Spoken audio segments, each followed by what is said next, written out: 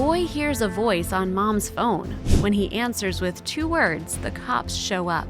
We have always been fascinated by kids. It can be due to their contagious laughter, their innocence, or simply the way they consistently make us feel the urge to shield them from harm.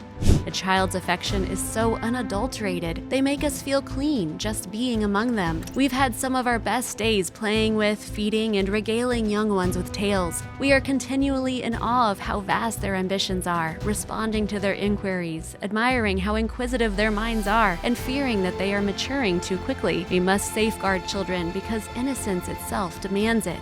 Imagine living in a world without war. No one goes to bed hungry. There is no such thing as poverty. Every child has access to education, and the word of the day is solidarity. Although this kind of universe may seem so unreal to adults, there are countless possibilities in a child's head. We adore them for having this trait. As we get older, we sometimes accept failure and disappointment with such ease. A child who is learning to walk will stumble multiple times, but he won't give up until he masters the technique. Unexpected help and great things could come from our little kids, our future, and the story of today is a great example of it. When little boy Tom went downstairs to talk to his mother Emma, he thought she was sleeping, but he heard a phone next to her and also a little voice. As smart as the boy was, he managed to pick up the phone and mutter a few words. Not long after, the house was covered up by police, but that was just the beginning of a lot of misery. The police arrived very quickly after Tom answered the phone. They knew they had to get there as soon as possible because he wouldn't understand what was happening. But when the police arrived, they weren't expecting to see this. All the attention had to go to his mother, Emma, because it looked like she needed some medical attention. The police immediately called the ambulance and were helping with first aid, but the panic escalated after a few minutes. The police tried to wake her up, but it didn't work. Panic began to build with the police force. What if they couldn't make it? The ambulance had to arrive on time because it could be a life or death situation. Luckily, the ambulance arrived soon after. The police made sure they could do their job. And then they escorted Tommy.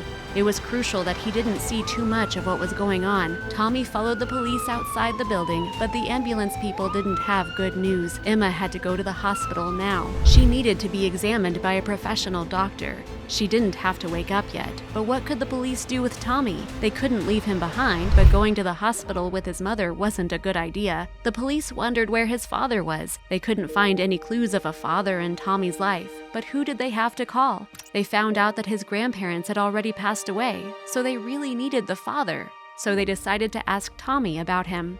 As the reluctant police asked this, he could not speak. Apparently, the whole situation, and especially the ambulance, really left Tommy in shock. Although the police were sorry, they needed this information. But what now? The police didn't want to force the boy to talk. Tommy was obviously distraught, and they weren't the right people to ask for details about his father. But they then decided to bring in some reinforcements. That person was more qualified to hear Tommy speak. They then brought in a psychologist to let him talk. This person had a lot of experience with traumatized children, so he definitely knew how to get him to talk. This approach was based on earning their trust first. Tommy and the psychologist talked about normal things he liked to do, like playing football and playing with Legos. Instantly, Tommy seemed to calm down and even managed a small smile on his face. After regaining that smile, the psychologist asked Tommy about his mother. Tommy told him that it looked like she was sleeping on the floor. After that, he changed the subject to his father, but the psychologist didn't see that answer coming. Apparently, Emma and the father of Tommy were divorced, even though Tommy was a child. He didn't know much about him, but the psychologist needed to know if his father was in the picture. To find out, he asked if Tommy knew why they got divorced, and the answer shocked him. "My mother told me that Dad had another girlfriend, so then it looked like the father had an affair, which is why they got divorced." The next question focused on Tommy, if he had seen his father in the past year.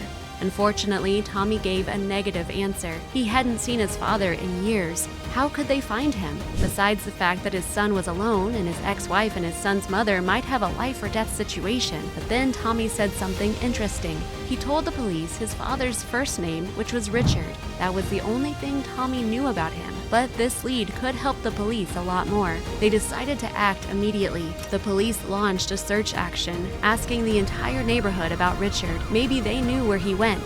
Hours passed, but they didn't seem to find him. They had to do something with Tommy. They couldn't leave him alone for that long, but the difficulties of finding someone to take care of him were harder than they thought. Some of the officers went back to the station looking for some clues in the databases, and luckily this quickly proved useful. They found a lead on a Richard who lived in the place where Emma and Tommy lived. To make sure this was the right person, they had to visit him. But that was a 2-hour trip. When they arrived and the door opened, they were in for a surprise. Finally, they found the father. Richard was told he had to come with the police. At first, he seemed irritated by this. What would the police want with him? But after they explained the situation, he quickly realized that being there with his son was very important. Meanwhile, at the hospital, Emma has already been examined by the doctor, unbeknownst to her due to the fact that she is passed out. But the doctor had found something troubling that needed immediate attention. She had to have surgery right away, otherwise it would be dangerous for her. Normally, they would ask for permission, but that was not possible in this case. So the doctor made a bold decision. He had the surgery right away. Apparently, Emma had appendicitis. It wasn't exactly life-threatening if it was treated soon. Luckily, that was the case for Emma, and she was just sleeping after the surgery. Now they had to wait until she woke up. It didn't take long for Emma to wake up. She was a little confused when she woke up, but Tommy quickly ran towards her to comfort her. As Tommy comforted Emma, she felt something strange in her wrist. She was shocked when she realized what it was. She was handcuffed to the hospital bed. What was happening? Was she still dreaming, or was she really arrested by the police? She would soon have answers as the policeman entered the room very quickly. The officer said that she was arrested because of something Tommy told him and had to go with them to the police station. The police spoke with the doctor, and it appeared that she was well enough to go with them. Emma was completely in disbelief. What had she done wrong? But with Tommy in mind, she decided not to make any noise and calmly followed the police. But she couldn't find out what Tommy had told the police that had led to her arrest. After arriving to the police station, Richard finally returned to his hometown to take care of Tommy. Emma was waiting in the interrogation room to answer questions the police had. According to herself, she had nothing to hide. The interrogation started off pretty smoothly.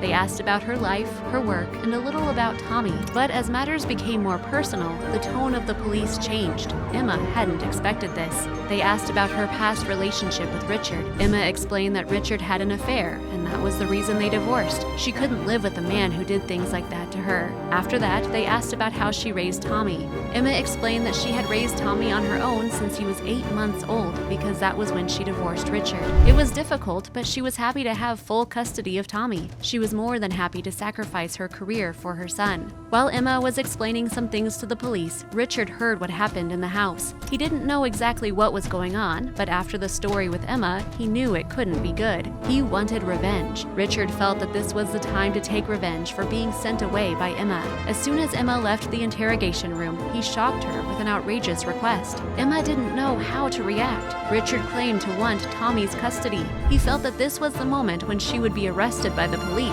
This was certainly not good for their son, and he knew it. Emma was furious, but there was no point in asking Richard kindly.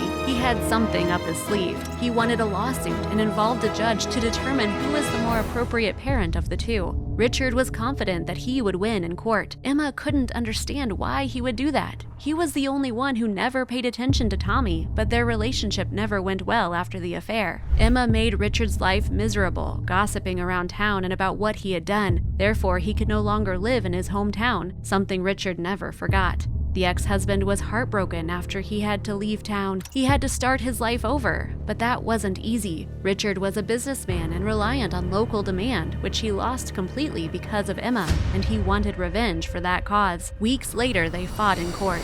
They both made their case, but with the police investigation going on, it was difficult for Emma to win. They had done their part, and now they had to wait for the judge to decide. After the judge heard both cases, he had only one question. He wanted to know where Tommy would like to live.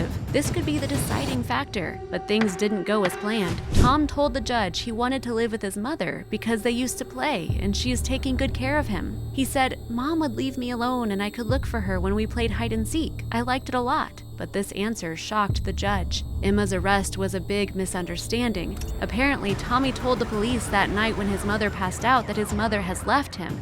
But what he really meant was that they were playing hide and seek and she left him to hide. Emma was relieved to finally know why she was arrested and why the police made an investigation. It was all misunderstood, but the judge still didn't decide. They had to wait another 24 hours. But before the judge could decide, Richard had to end this, as he didn't know that the arrest of Emma was totally misunderstood and he wanted to end it once and for all. For that, he confessed that the mother is the right one to take the custody of little Tommy, but he wanted to be in his son's life more often. They had a perfect solution for this. Richard visited Tommy once per week. At first, they did a lot of fun things together, and Tommy enjoyed the company of his father. And by that way, Richard and Tommy were able to create a strong bond with each other. But that wasn't the only thing. Richard realized that he still loves his ex-wife, Emma, and having an affair of another woman was his biggest mistake, and he tried to fix it. Emma and Richard tried to date again for some time and then decided to remarry, and little Tom lived happily with his parents.